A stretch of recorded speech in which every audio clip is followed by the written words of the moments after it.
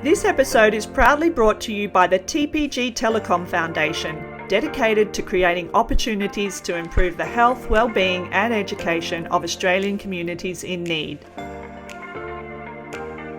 Hi, I'm Megan Gilmour, MissingSchool co-founder and CEO, and this is Live and Learn.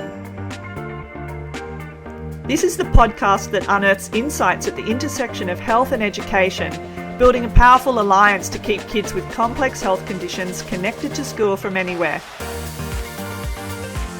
The podcast is recorded on Ngunnawal land, and we acknowledge and pay respect to the traditional owners of this land and the land on which you're listening. Welcome to our weekly webcast, a place to zero in on the interplay between health and education and to amplify the voices of those supporting school students to navigate their educational journeys despite complex health challenges. Today on Live and Learn, we have Natashia Coco. Natashia is the Executive Director of Haemophilia Foundation Australia, the national peak body representing people with haemophilia, von Willebrand disease and other bleeding disorders, and their families. She joined the foundation in August 2003 as Director of Development and was appointed Executive Director in 2023. Natashia leads the staff, team, and works with council and stakeholders to help people with bleeding disorders live active, independent, and fulfilling lives. Welcome, Natashia. We're so excited to have you on Live and Learn today. Thank you. So today we're here to talk about supporting school connections for students with complex medical or mental health conditions. Let's head into the first question. Natashia, tell us how haemophilia, von Willebrand disease and other bleeding disorders impact kids and why it's something every Australian needs to know and care about. Thanks. At HFA, we look after all people with bleeding disorders and, as you said, haemophilia, von Willebrand disease and other rare bleeding disorders. First of all, I thought it would be good to explain what is haemophilia, because typically people have not met anyone with haemophilia before. So haemophilia is a bleeding disorder, and there are two types of haemophilia, haemophilia A and haemophilia B. And the bleeding occurs mostly internally in joints, knee joints, elbow joints, ankles. And over time, the bleeding into joints can cause arthritis, which you'll see a lot in the older generation when treatment wasn't so good as it is now. But we're very lucky at the moment where people and children with a bleeding disorder, haemophilia, have regular treatment and very, very good treatment. We're part of the international word standards of treatment available in Australia. It's hereditary, but in 1/3 of cases, it is a spontaneous gene alteration. And it's very interesting because men pass the gene on to their daughters, not their son. And then women pass the gene on to their sons and their daughters. Von Willebrand disease is the same bleeding disorder. It's just when they don't have enough von Willebrand factor, similar to people with haemophilia, but people with von Willebrand is more popular than people with haemophilia. Mm-hmm. Okay, well, that's certainly something that every Australian needs to know and care about, especially given that the bleeding that you're describing should not occur naturally. So we're really keen to hear and understand more about this and get the word out to more people. So many people probably assume things about bleeding disorders. What's the $1 million question that you get from parents or loved ones when their child is diagnosed with, or are they born with it as well? Yes, it's genetic, with bleeding disorders. Yep. The most common is, if people cut themselves, will they bleed to death? Mm-hmm. And it's funny, we thought this myth had gone, and it was raised again at our conference last year by a 20-year-old.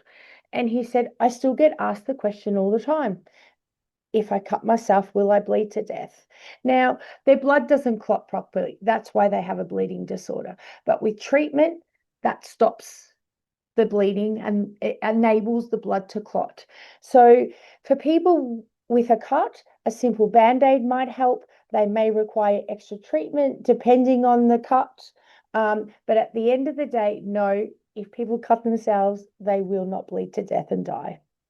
And so what you're saying is once diagnosed with haemophilia or bleeding disorders, treatment is immediately implemented in order to stem bleeding if it occurs.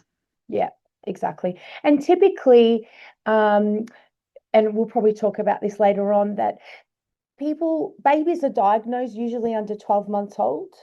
So the chances of a small baby having a cut is very, very rare to happen before diagnosis. Yeah. So my next question was going to be, what's the most important thing you want them to know to that main question? And you've answered that, which is with treatment, bleeding can be stemmed, and no, you won't bleed to death if you cut yourself. Yeah, yeah. Another interesting point as well, which, happened back in the days too, is that people now can play sport. People with a bleeding disorder can play sport with the proper treatment and the proper coverage. We have children playing high competitive soccer and football. Saying that, sports like boxing is probably not recommended. And usually when the family or the child will start talking to the Haemophilia Treatment Centre, if their kid wants to start boxing, it is, they tried to be talking out of it. But that's another big point too, is that they can play sport like everybody else. Yeah, that's amazing. Natasha, we'd also love to know what brought you into the world of bleeding disorders, if you're willing to share. Yeah. So I have a pretty boring story. I saw the job advertised and I thought, sounds like a great job. I had no idea what haemophilia was or von Willebrand. Funny enough, after I did start the position, I came across the Bryce Courtney book, April Fool's Day, which Bryce did write about his son Damon, who had haemophilia, who subsequently died of HIV. So then I realized I had read that book in the past too, and I actually went to school with someone with haemophilia, who I came across later on. But with back in the 80s and the 90s, the whole HIV and Hep C crisis that occurred, a lot of people with haemophilia didn't want to tell anyone they had haemophilia. So that's why I didn't know that one of my primary school friends did have haemophilia. So not a very interesting story, but the community is amazing. They're very stoic. I've been with the organization for over 22 years, and I just continue to strive the best for them, and they're just an amazing bunch of people. That's wonderful. And the fact that you're still there after all of this time means that it has a very special place in your life, or you wouldn't have stayed. And I look forward to hearing more of your knowledge, because it must be now so extensive given the time that you've been working with these amazing people. So knowing all that you know, Natasha, what's your biggest hope for kids with bleeding disorders, their families and loved ones, when they're navigating this journey? Yeah. My biggest hope is for a cure. And I remember when I started 20 years ago, we were promised a cure in 20 years, and we're here now. The cure is unfortunately not a cure, so it's gene therapy, which is not available for children yet. And actually, it's been passed by the Medicines Board in Australia, but we don't quite have access yet because they're discussing funding of gene therapy. But gene therapy is very interesting, where it doesn't cure your haemophilia, but it provides you enough protection where you don't need to have treatment anymore if it works. It's a one-time injection. It's only very, very new, I would say 4 years. And so we're still looking at the data, and, a big decision for people to make if it's a one-time treatment. But that is the biggest hope, that there is a cure down the line somewhere. If when you do have gene therapy, you still have haemophilia, so you're still going to pass on the gene. So it's not going to get rid of the gene at all. But yeah, that's what I hope for people. We, up until, only 5 years ago, we still didn't have access to the best treatment available in Australia, and we managed to advocate for that, and that has absolutely changed people's lives. So even in the past 5 years, just to see the changes that it's made to kids and adults as well has been huge. So it's, we look forward to what's going to happen over the next 5 years.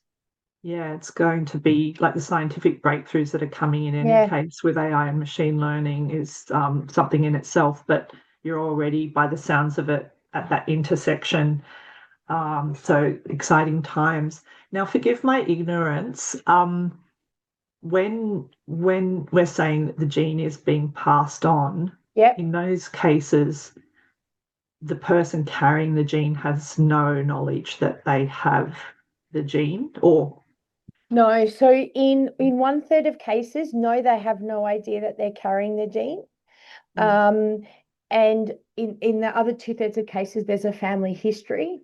But if people have, there's a misconception that if people have gene therapy, that it will get rid of the actual gene, but the gene will always be still there and being passed on. Unless we have new technologies like CRISPR, yes, whereas yes. CRISPR actually cuts it out. I know that there are some trials happening in the haemophilia space for CRISPR, but who knows? We could be talking in 5-10 years' time, and that's in. Yes, yes.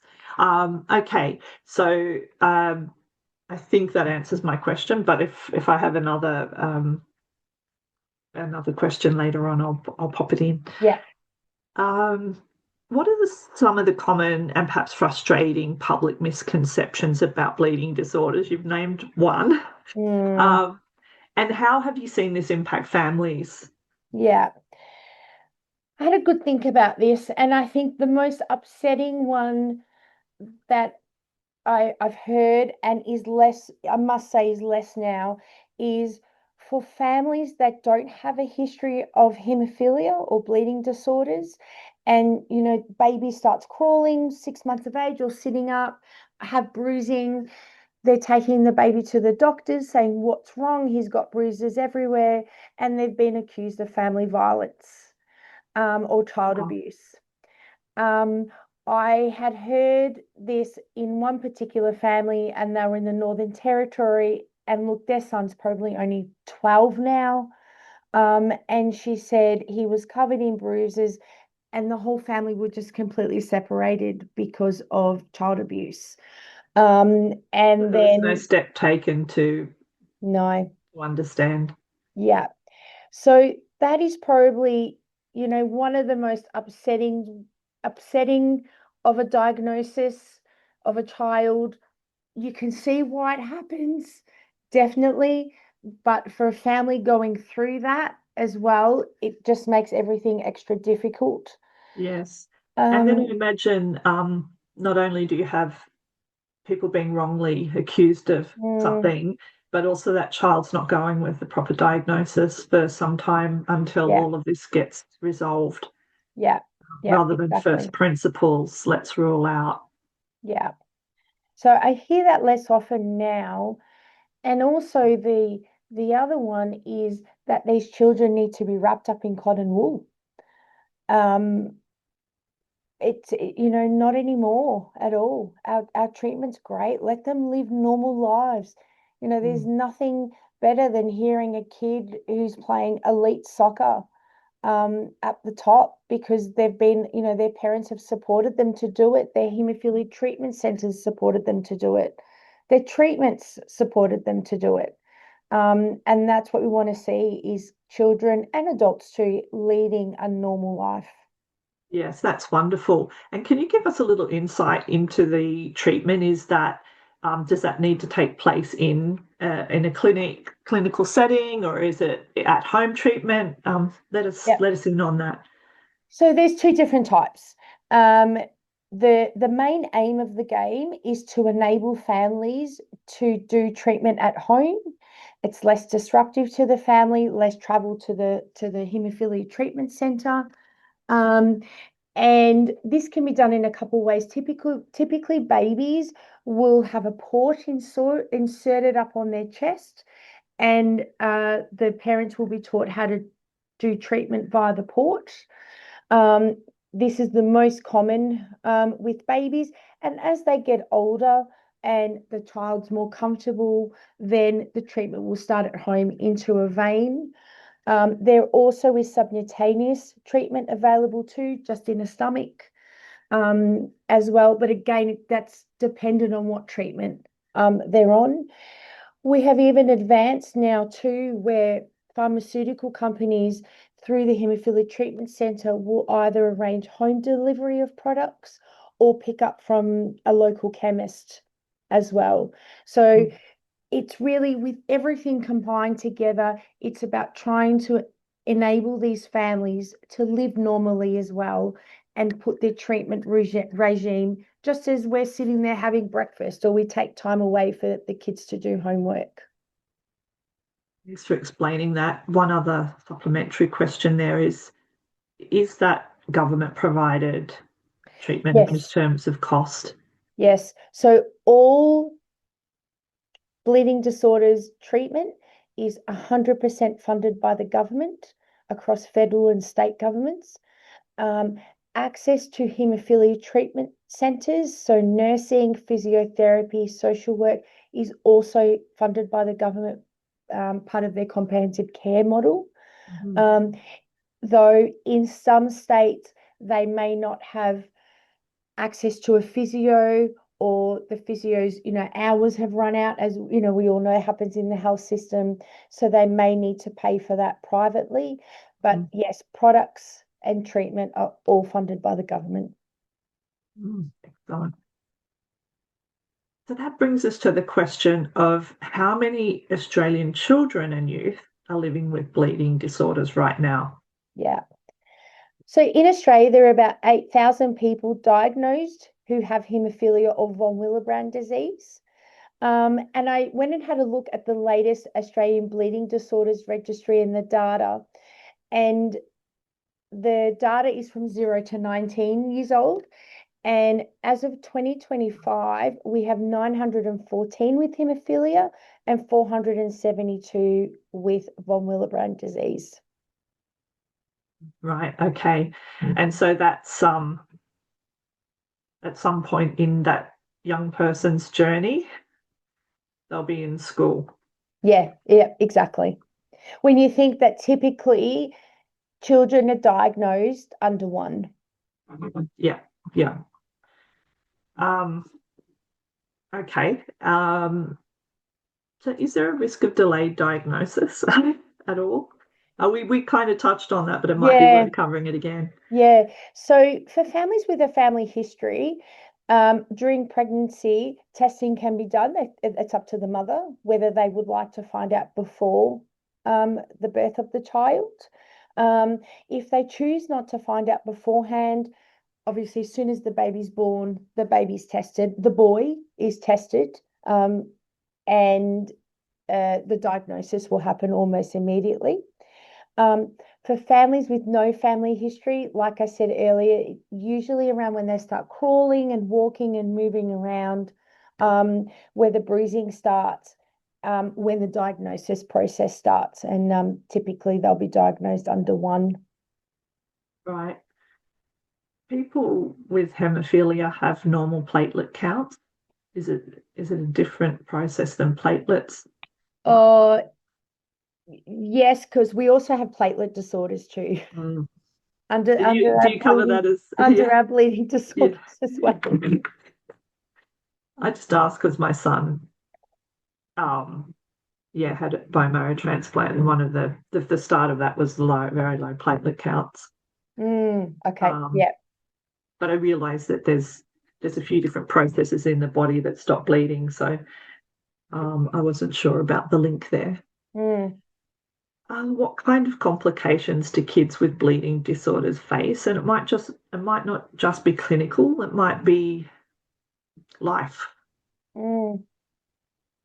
So clinical complications could be when they have a growth spurt, managing treatment and dosages, when they have a port infection in the port, um, inhibitors, which are really rare these days when the body immune system is rejecting the treatment. Um, Complications in life, we typically seen around the teenage years, when they hate their haemophilia, they realize they're different to everybody else. Why do I need to do this every day? And that's when everybody struggles to get them in and deal with them, but also trying to make them independent for their treatment because they're going to be an adult. They're going to want to travel if they want to go to camp, and they really need to learn how to treat themselves also. So Mm. those years are very, very interesting. And look, they're interesting in normal children's life too. We're just adding a chronic disease on top of this. So we try and work with young people as well. The young people too, if they're connected with the foundation, may have gone to camps as a child, but then decide, that they're too big to go to camps anymore. So we try and run youth programs or get the young people to attend conferences, connect with others. Um, but in some cases it works, some cases it doesn't. But it's very similar to any other, I would say, any other health issue around the teenage year time. Yeah, and what about anxiety and mental health issues? Is that part of this picture? Yeah, it could be too, most definitely, especially if they've had bleed after bleed. Mm. They're depressed or they can't work or they can't go to school. Um, Most definitely there might be needle phobia that they've had as a child, Mhm. as well, that they'll be dealing with too. Um, then in the later stages in life, or from a say teenager, you're dealing with, well, do I tell my partner? I get a new girlfriend. Do I tell them? Do I tell my friends? Are they going to tease me? Um, we've had a lovely man, he's in his early 20s now, who wrote an article for us about skiing overseas and attending musical festivals. And the biggest thing, about attending a music festival is just make sure your mates know what's going on, just in case of an emergency, they know what to do. Yeah. Yeah. So that health anxiety potentially, um, the risk of life-threatening bleeds Mm. or or something. Is that can that also be a part of, or can that develop from people around them, families' anxiety about it and schools' anxiety around it as Yeah, well? definitely, definitely. You see the families who are quite laid back. You see little Johnny running around the park, jumping off slides and everything else, and they're very chilled about it. And then you see the families who probably aren't as chilled about it. Mm. So definitely that anxiety would come through to the child too. One big thing that we try and do at camp, and it seems so old-fashioned to use the word camp, but it still works, is taking the children out of their comfort zones. So high rope courses, um, jumping from a high rope as well. And that also then you get mum and dad on the sideline because they may not have done that before, but they're in a safe space. They're coached to try and take a chance. And so that also helps mum and dad too in those situations, with those adventure activities as well. Yeah, such an important thing given what you said at the beginning that um, the goal, given the treatment, is to live life Yeah. and avoid boxing. Yes. Want to protect the brain, but live life. And I think that's such a great a great message, and to actually have camps where you're providing that opportunity so kids can embody that and families can Yeah. embody that and know it's okay, and would be really important. Yeah, definitely. Now, what about siblings and peers of kids with bleeding disorders, and how are they impacted? What should we be across? Yeah. Siblings play such an important role, and like any other chronic disease, are often the forgotten ones. Um, some older siblings can describe their lives as, we couldn't go on holidays because Johnny got a bleed and he got rushed to hospital, and mum and dad were in hospital for 5 days. Mm, And I had to stay with auntie. Or, we couldn't go on away because we couldn't be too far from the hemophilia treatment centre. That good news, that's changed now. But, only in recent times as well. mm, Siblings too can see their brother or sister's pain, can see what they're going through every day as well. So they often can be the most supportive person to their brother or sister because they know what they're going through as well. mm, You then, when you come across siblings later on in life, and also children who may have a father with a bleeding disorder, it's interesting their take on it too, because some of them will say, I don't want to have a child with hemophilia because I saw what my brother went through or my dad went through. But then other people like, oh, my brother was okay. He lived a normal life. I'm not that worried. mm. So definitely siblings play an important role, and friends as well. Like I was saying before, especially when you get older and you're independent and you're going out, ensure that your friends know what Mm. you have and what to do. Yeah. Yeah, I guess there's some big decisions for families who know that gene's there. Yeah, Um, and I it's imagine genetic counselling and those sorts of things are really important in that yeah, situation. and it's something has just really become open and people discussing. And especially, a couple of years ago, we couldn't get anyone to talk about IVF if they went down the IVF path.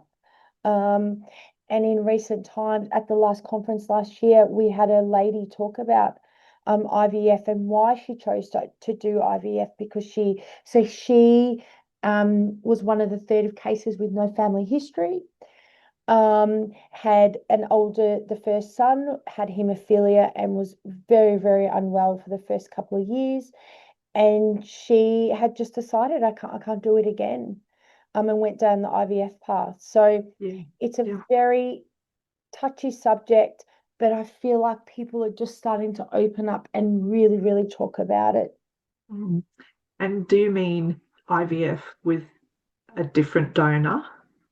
No, so in her case, it was about choosing the sex. Right. Okay. Yeah. That's what I Yeah, wanted to clarify.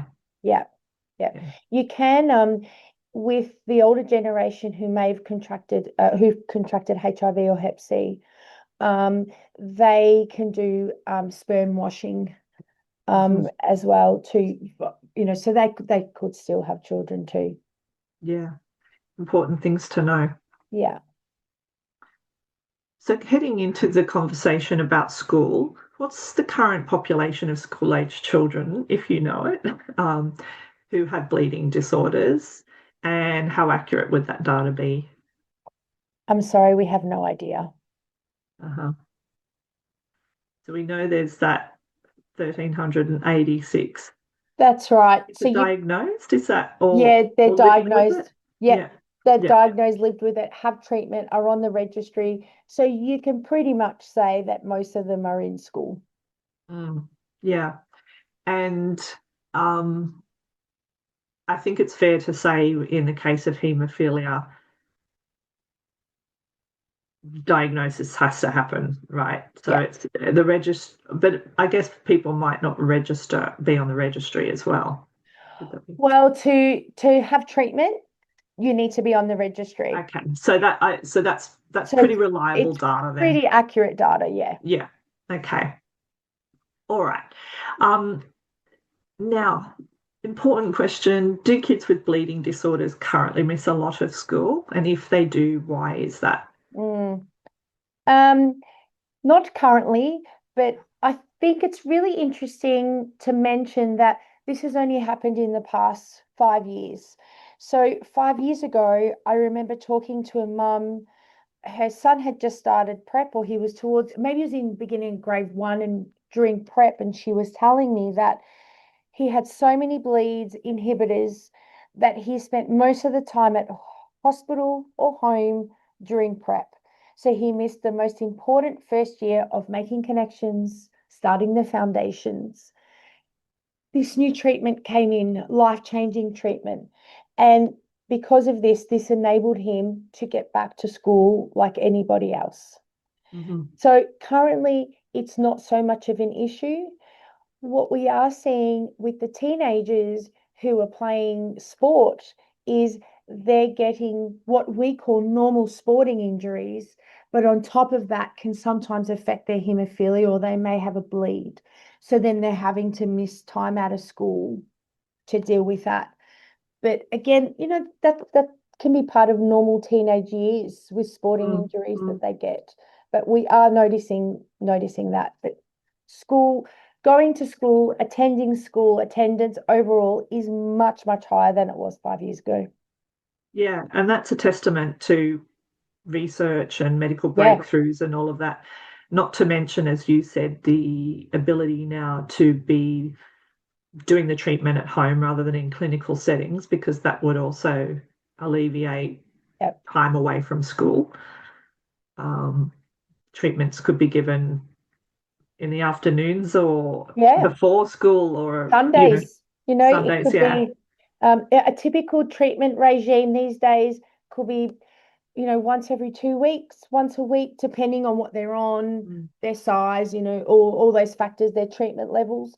yeah. But going back to, 5 years ago, treatment was, it could be once every second day, once every third day. So that had a real impact on families, Yeah. especially if you had families with a lot of people with haemophilia. So we do have one family who have family history, and they have 5 children, and 4 of them have haemophilia. Mm, So that, big doing that job. in the morning 2 to 3 times a week is huge. Whereas now, treatments change Yeah. once a week. Well, that's right, because I Yeah. remember when my son was in Sydney Children's Hospital 2009 or 2010 and 11, there were kids all the time in clinic Mm, with, because that was the oncology and hematology ward, all the time in clinic having their treatments. yeah. So it shows the difference between then and now, what you're Mm. talking about. Um, so in that case, what are the critical times in a child's life, a young person's life, with bleeding disorders? Like what are the big moments in school life for them? Mm. Yeah, I think it's during a growth spurt and trying to adapt their treatment to give them the coverage. And also if they're becoming more active Mm, as well, going from running around in circles in prep to maybe in grade 6, you're part of the athletics program. So your treatment dosages might need to be more frequent or mm, might need to be higher. So really, they're the most critical times, and working with your haemophilia treatment centre on that. mm. And I imagine for the school's sake, it would be at K or the first year that a child's in that particular school, because I can imagine the school doesn't feel quite as relaxed as you might about what is this bleeding disorder and what do we do here, and just that level of anxiety. Would that Yeah. be a fair statement?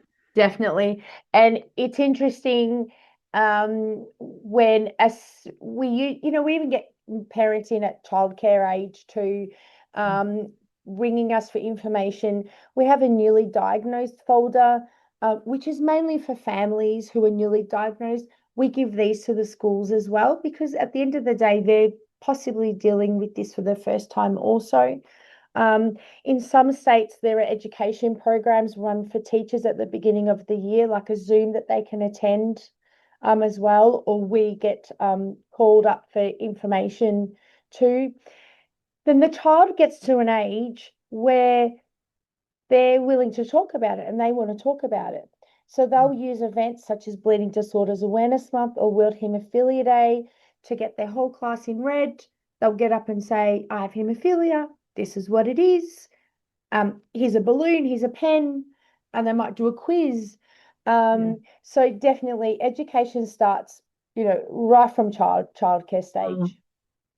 And going back to something you said earlier, which always puts a smile on my face, the teenage years, I imagine that's an important time too, because you've got all the hormonal changes coming in, and you mentioned, the perhaps not wanting anybody to know about it, or being in a bit of denial about treatment or whatever the teenage response is. So this might be a time to navigate as well. Is there also are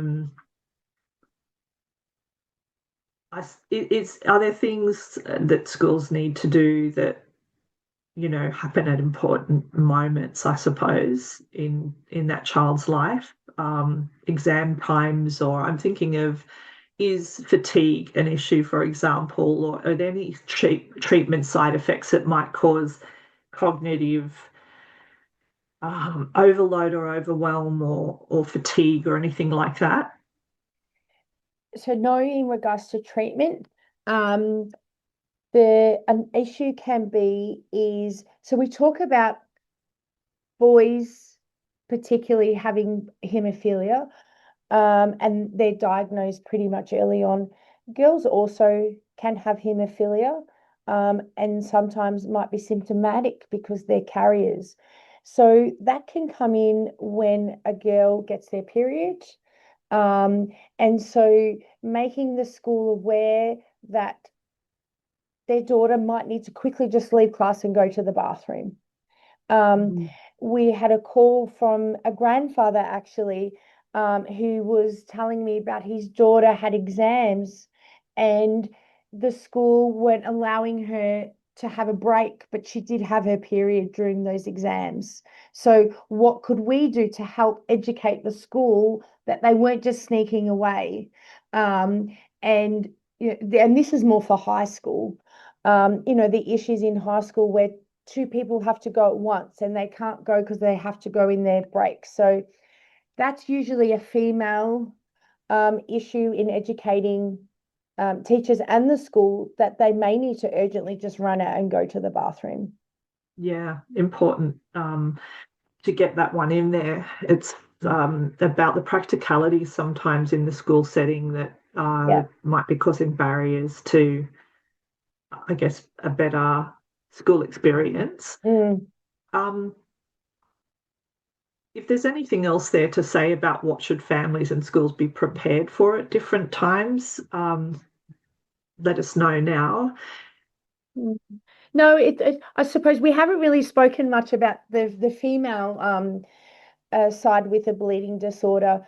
That, like I said, usually they're identified around when they do get their period. We've heard horror stories of girls absolutely flooding everywhere, and they can't do anything about it at that point in time. Again, we have treatment now. Women and girls are recognised to have bleeding disorder. We're trying to educate GPs and health professionals that this is a thing, to not dismiss women and girls. But it's really, if it's going back to schools, it's about educating the schools that this is happening and this is what you need to put in place to allow her to get through high school. Yeah, I guess there's lots of assumptions that could be made about girls and their periods, and it's just a heavy period. Well, no, actually, this needs further investigation. It might not just be bleeding disorders, it could be something else that only affects women. But yes, it's I think it comes back to your first one of your first examples is trusting people with what they say rather than Mm, the first assumption being that it's a lie or misrepresentation, I think would serve everyone better. Um, so, are there any other big challenges or vulnerabilities facing kids with bleeding disorders at school? I think, as you said, ask you 5, 10 years ago, this could be a very different mm, conversation, but given the mm, advancement in treatment, many of those things I imagine are now um, not main issues like they would have been. definitely. Yeah. So we'll take that as a really hopeful and triumphant moment to mark as well. I talk to so many people for these conversations, and the greatest wish is always that they're secure, Yeah. and then or better treatments. Mm, And sometimes I know that those just feel so unlikely or far away. And so it's really wonderful to hear, in this instance that has actually happened. And I also heard on cystic fibrosis too, a student that yeah. we'd actually supported. And while the genes were still there, the symptomology was no Mm, longer demonstrating that disease. So um, that gives me a amazing. lot of hope. Gives me so much hope, and Yeah, we need that right now more than ever. definitely. So Definitely. And with safety of products too, mm, as well, that's changed over the past 20 years in Australia. You talk about it and then you think that was just 20 years ago. That wasn't that long ago. And so it's amazing just the everything's just moving way too fast, and that's a good thing. yes, it is, and it's something that we might forget in this age of AI and machine learning, when a lot of people are Mm, having negative feelings about it and having, I guess, legitimate concerns. But in terms of science and medicine and, the ability to trawl through, uh, you know, research papers for all of the time that they've been published in a blink mm, and uncover and unearth some pathways or indeed new therapies, as you've mentioned, CRISPR, and it is really hopeful, and it leads me to reflect on a different aspect of the conversation that we've been having with government. So it's like we need to get these children back to school and keep them yeah, connected to school, or you can just cure all of the that's diseases right. as soon as possible. And if you can do that, we don't need to have the conversation about school connection because it will be resolved. So Yeah. um, let's have that conversation. Um, so, is there anything that you would like to share with us that you've observed about school life and things that schools or governments could do that they're not doing now that would assist, aid, support children, young people, school students with bleeding disorders? Look, I think my main takeaway would be to not wrap these kids in cotton wool. Mm, Let them be kids, and you'll be provided the information on how to do it right. Because mm. we need to keep these kids at school for a number of reasons: connection, education, um, building friendships. So I think that's my main takeaway is don't wrap them up in cotton wool. Yeah. And so I draw from that as well that um, schools some schools, some teachers, some administrators may have concerns about haemophilia that are a little bit unfounded or assumptions that may be outdated Correct. and could be limiting participation Mm, um, due to risk management. yeah. And your message is we need to deal with the facts and evidence of what we know now. And if that is happening out there, and kids with bleeding disorders are being told that they can't come on school camp or they can't participate in the cross country or other things, then is it fair to say your message is please don't do that? Yeah. And look, parents are amazing. They advocate for their children. Any parent with a child with a chronic disease, they're the best advocates that you'll find around.